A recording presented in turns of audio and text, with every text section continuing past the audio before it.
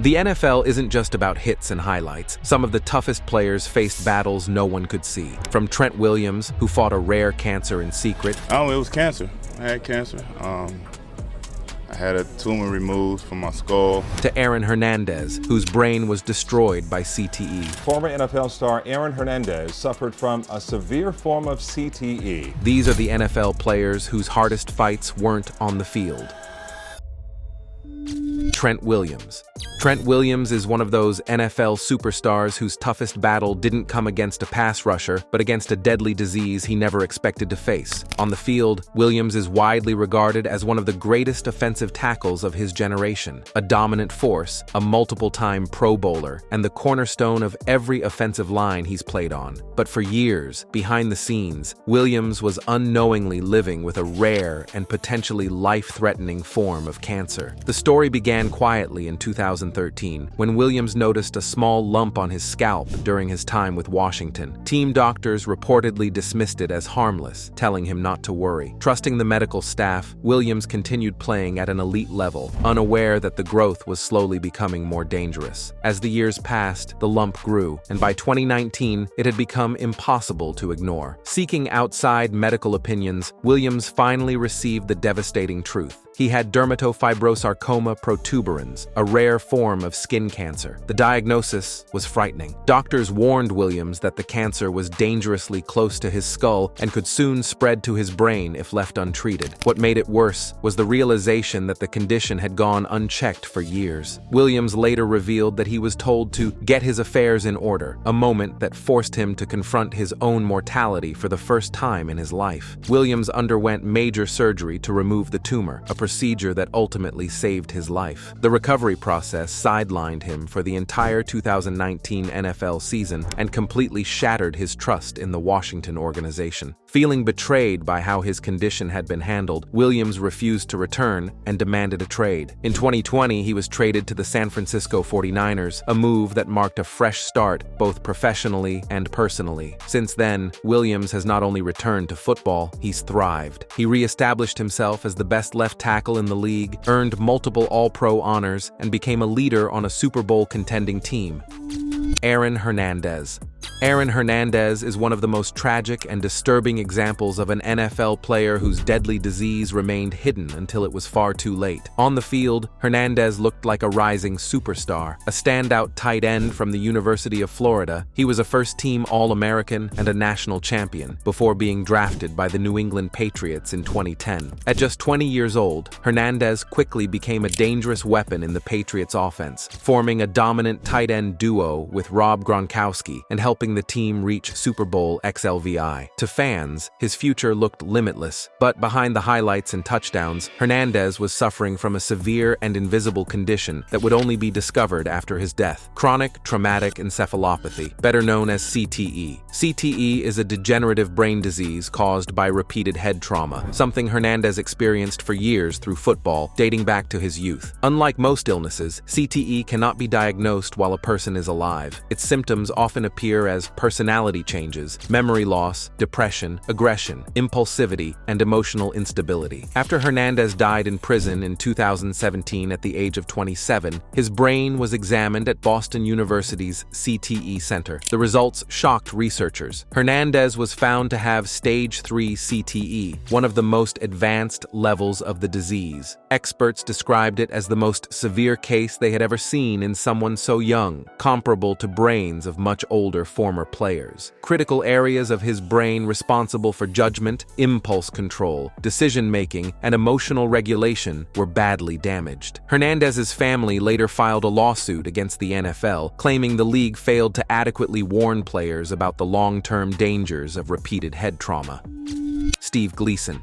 Steve Gleason is one of those NFL players whose most difficult fight didn't come on the field, but against a deadly disease that would change his life forever. To football fans, Gleason is best remembered as a New Orleans Saints hero, a gritty safety and special teams ace whose iconic blocked punt in 2006 became a symbol of hope for a city recovering from Hurricane Katrina. That single play cemented his legacy in New Orleans lore, but his greatest impact would come years after his playing career ended. Gleason played 8 seasons in the NFL, spending the heart of his career with the Saints before retiring in 2008. After football, he settled into life away from the game, pursuing business interests and planning a future with his wife, Michelle. Everything seemed to be falling into place until 2011, when Gleason received devastating news. At just 34 years old, he was diagnosed with amyotrophic lateral sclerosis, better known as ALS, or Lou Gehrig's disease. ALS is a progressive and terminal neuromuscular condition that slowly paralyzes the body while leaving the mind intact. Over time, it robs patients of their ability to move, speak, eat, and eventually breathe on their own. There is no cure. For Gleason, the diagnosis meant confronting a future defined by physical decline, something far more intimidating than any opponent he faced in the NFL. Rather than retreat, Gleason chose to fight in a different way. As ALS began to take its toll, he committed himself to raising awareness and helping others facing the same disease. He founded Team Gleason, a nonprofit organization dedicated to improving the lives of people with ALS by providing technology, support, and advocacy. As his condition progressed, Gleason embraced advanced communication tools, including eye-tracking technology, allowing him to continue sharing his thoughts, ideas, and inspiration with the world. His journey was documented in the 2016 film Gleason, which captured the emotional reality of living with ALS while preparing to become a father. His impact was later recognized with a Congressional Gold Medal and the Arthur Ashe Courage Award.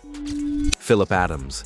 Phillip Adams is one of those NFL players whose most dangerous opponent wasn't an opposing wide receiver, but a deadly brain disease silently affecting him long after his playing days were over. On the surface, Adams's NFL career looked like that of many role players in the league, a hard-working defensive back who fought to stay employed at football's highest level. Drafted in the 7th round in 2010, Adams played cornerback for 6 different teams, including the 49ers, Patriots, Seahawks, Raiders, Jets, and Falcons. He never became a star, but he carved out a respectable career by absorbing the physical toll that comes with years of professional football. What no one knew at the time was that Adams's brain was slowly deteriorating. In April 2021, the football world was shaken when Adams was responsible for a tragic mass shooting in Rock Hill, South Carolina, before taking his own life the following day. He was just 32 years old. In the aftermath, his family made the decision to donate his brain for research, searching for answers to how someone with no criminal history could commit such an unthinkable act. The autopsy revealed a devastating truth. Adams was posthumously diagnosed with chronic traumatic encephalopathy, or CTE. Doctors found that Adams suffered from an unusually severe form of stage 2 CTE, with extensive damage to his frontal lobes, the area of the brain responsible for judgment, impulse control, and emotional regulation. According to researchers, the level of deterioration was abnormal for someone his age and consistent with symptoms such as paranoia, aggression, memory loss, and impulsive behavior. Family members later revealed that Adams had been struggling for years. He complained of intense pain, memory problems, difficulty sleeping, and drastic personality changes. His father openly questioned whether football had messed him up, pointing to the countless hits Adams absorbed throughout his career.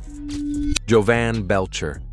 Jovan Belcher is one of those NFL players whose most dangerous opponent wasn't another linebacker across the line of scrimmage, but a deadly brain disease silently affecting his mind. On the field, Belcher was known as a physical, hard-nosed defender who earned his spot in the league through persistence. Undrafted out of the University of Maine, he signed with the Kansas City Chiefs and worked his way into a starting role at inside linebacker. By the 2011 season, Belcher had become a reliable contributor on defense, finishing the year with solid tackling numbers and securing a new contract before the 2012 season. To teammates and coaches, he appeared to be a dedicated professional, carving out a stable NFL career. What no one knew at the time was that Belcher was likely dealing with serious neurological damage. In December 2012, the NFL community was shaken when Belcher was involved in a tragic murder-suicide that ended his life at just 25 years old. In the months that followed, Belcher's family decided to have have his brain examined in hopes of finding answers. The autopsy revealed that Belcher had chronic traumatic encephalopathy. Neuropathologists found abnormal buildups of tau protein throughout key areas of Belcher's brain, including regions responsible for memory, emotional regulation, and impulse control. Experts concluded that the damage was consistent with long-term exposure to repetitive hits sustained during years of playing football. Lawsuits followed, and the league faced renewed pressure to confront the long-term neurological risks of football. Ken Stabler. Ken Stabler is one of those NFL legends whose most dangerous opponent wasn't a blitzing linebacker, but deadly diseases that followed him long after his playing days were over. As the longtime quarterback of the Oakland Raiders, he helped define an era of football with his toughness, creativity, and clutch performances. He won NFL MVP honors in 1974, earned 4 Pro Bowl selections, and led the Raiders to their first Super Bowl victory in Super Bowl 7.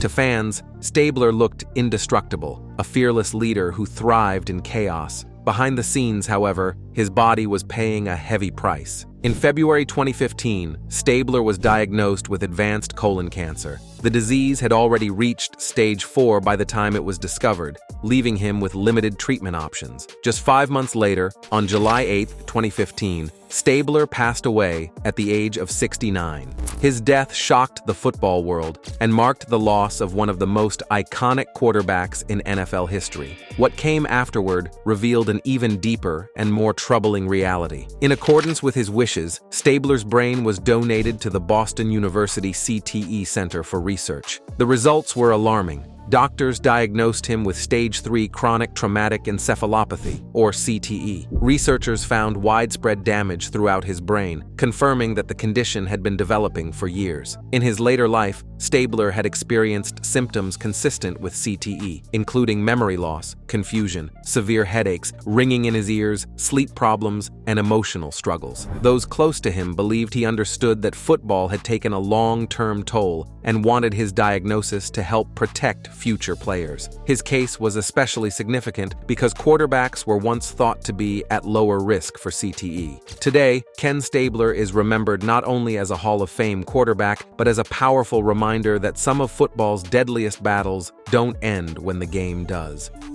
Dwight Clark. Dwight Clark is one of those NFL legends whose most iconic moment brought joy to millions. Yet his greatest battle came long after the cheers faded, against a deadly disease he could not outrun. On the field, Clark was a cornerstone of the San Francisco 49ers dynasty of the 1980s. A reliable, clutch-wide receiver, he helped redefine the franchise and played a major role in winning 2 Super Bowl championships. His legacy was sealed forever on January 10, 1982, when he leaped into the air and caught Joe Montana's game-winning touchdown against the Dallas Cowboys in the NFC Championship game, a moment forever known simply as the catch. That single play changed the course of NFL history and turned Clark into a football immortal. Years after retirement, however, Clark's life took a devastating turn. In late 2016, he began noticing troubling physical symptoms: muscle weakness, loss of coordination, and difficulty moving. In March 2017, Clark publicly revealed the heartbreaking diagnosis: amyotrophic lateral sclerosis, better known as ALS, or Lou Gehrig's disease. Clark believed his football career may have played a role. During his playing days, he suffered multiple concussions,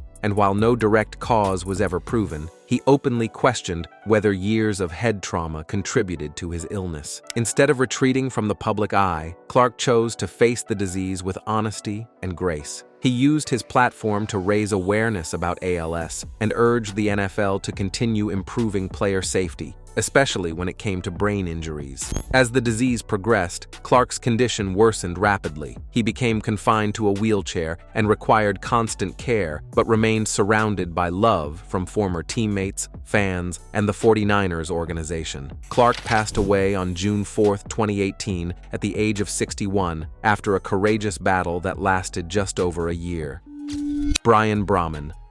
Brian Brahman is one of those NFL players whose reputation was built on toughness, fearlessness, and doing the dirty work most players shy away from. On the field, Brahman was never a flashy superstar, but he was the kind of player coaches and teammates loved. a relentless linebacker and special teams demon who played with reckless intensity. After going undrafted in 2011, Brahman fought his way onto the Houston Texans roster and quickly became a fan favorite for his all-out style of play. He later won a Super Bowl with the Philadelphia Eagles in Super Bowl LII, cementing his place in NFL history as a grinder who earned everything the hard way. But years after his playing career ended, Brahman faced a battle far more terrifying than anything he encountered on a football field. In early 2025, he was diagnosed with a rare and aggressive form of brain cancer. What made the situation even more devastating was how fast the disease progressed. Brahman immediately began an intense medical fight. He underwent multiple surgeries, chemotherapy, and even experimental CAR T-cell therapy, a cutting-edge treatment designed to help the immune system attack cancer cells. At first, there was hope. The treatment showed early signs of working, and the tumor briefly began to shrink. But the cancer adapted and came back stronger, growing faster than his body could fight it. The aggressive treatments weakened his immune system, making recovery increasingly difficult and taking a heavy physical toll. As medical bills mounted and Brahman required round-the-clock care, a GoFundMe was launched to help support him and his family. The response from the football world was overwhelming. Former teammates, coaches, and fans rallied behind him, donating tens of thousands of dollars. J.J. Watt, one of Brahman's former Texans teammates, personally donated $10,000, while many others contributed messages of love and support. Throughout it all, Brahman remained determined, drawing strength from his two daughters and refusing to give up, even as his condition worsened. On July 16, 2025, Brian Brahman passed away at just 38 years old.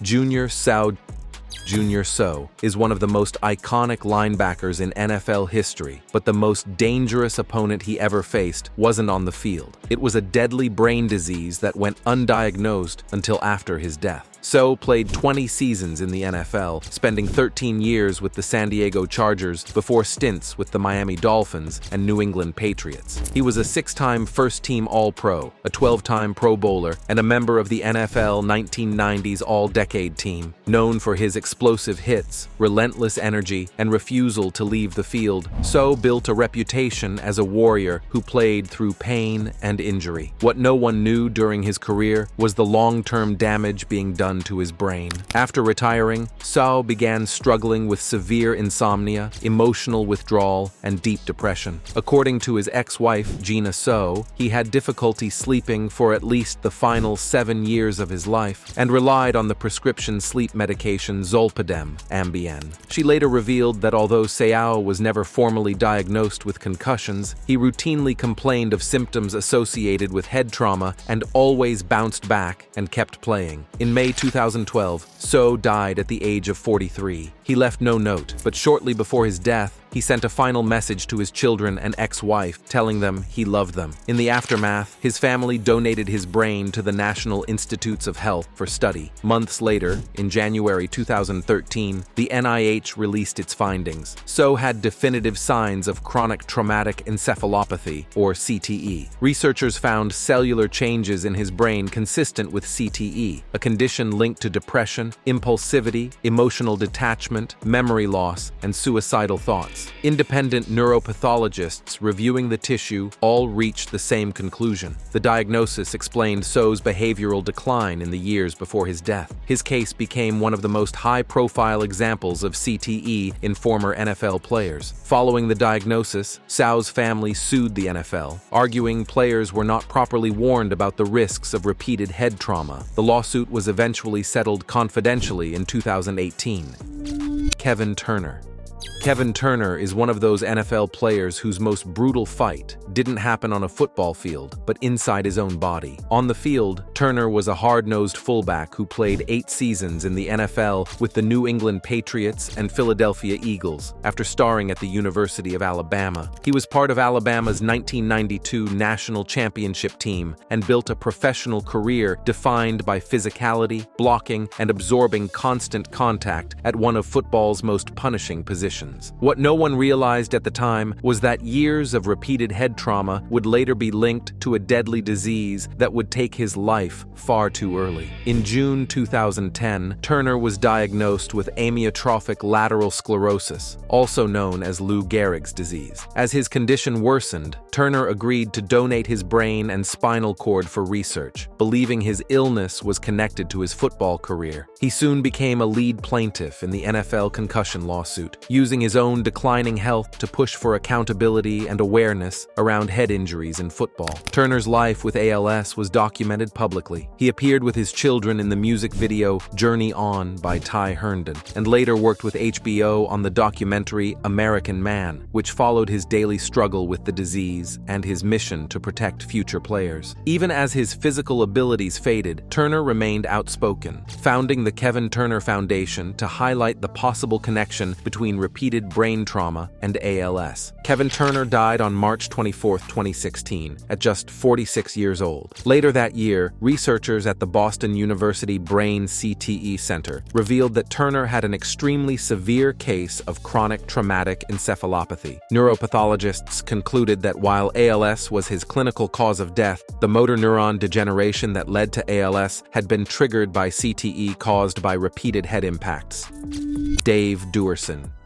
Dave Duerson is one of those NFL players whose hardest opponent wasn't a wide receiver or a running back, but a deadly disease silently ravaging his brain. On the field, Duerson was a dominant safety, a key part of the Chicago Bears' legendary 1985 Super Bowl winning defense, and a four-time Pro Bowler. Known for his speed, intelligence, and aggressive play, he also spent time with the New York Giants and Phoenix Cardinals, collecting 2 Super Bowl rings over an 11-year career. But behind the tackles, interceptions, and accolades, Duerson endured repeated hits to the head, hits that would later cost him his life. After retiring in 1993, Duerson pursued business ventures, owning McDonald's franchises and running a food company, but nothing prepared him for the toll football had taken on his brain. At age 50, he took his own life with a single gunshot to the chest. The act was deliberate. In a text to his family, he requested that his brain be donated to science, hoping to help researchers understand the impact of head trauma in football. Neurologists at Boston University confirmed the devastating truth. Duerson had chronic traumatic encephalopathy. His brain showed classic pathology of CTE with severe damage to regions controlling judgment, memory, impulse control, and mood.